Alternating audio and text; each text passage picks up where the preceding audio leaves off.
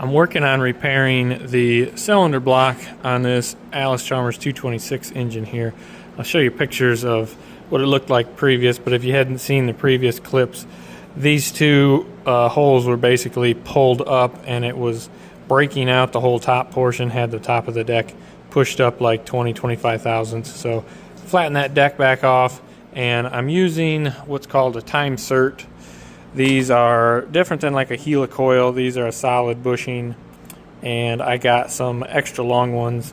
The kit comes with these 5/8 length ones, but I wanted to get as long as I could to get as deep into that block without hitting the water jacket, basically, because I'm sure the top of this thread is compromised regardless. So this type of insert allows us to pull from the complete length.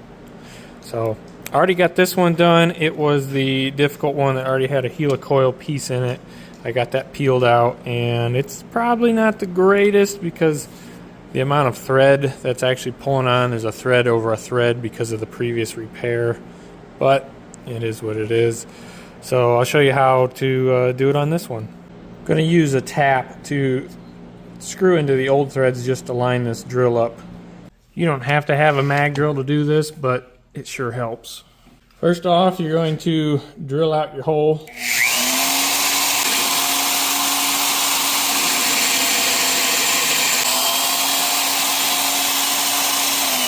Once you have your hole drilled, you're going to use a counter bore because these inserts actually have a top lip where they have a positive stop they sit down on.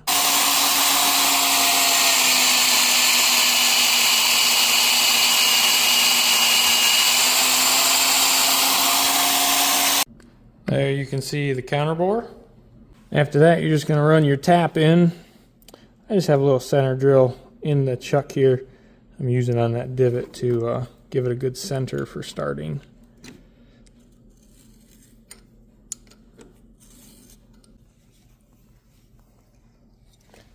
There, done tapping. Because of the known potential cracks in the cast iron around here, I've got some Permatex high temp thread sealant here.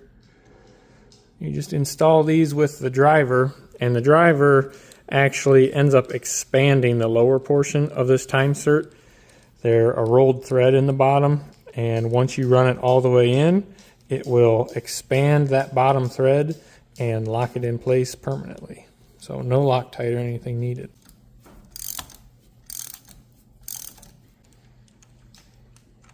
Okay, that's both of them installed there, so here's hoping that they're going to hold torque. Fingers crossed.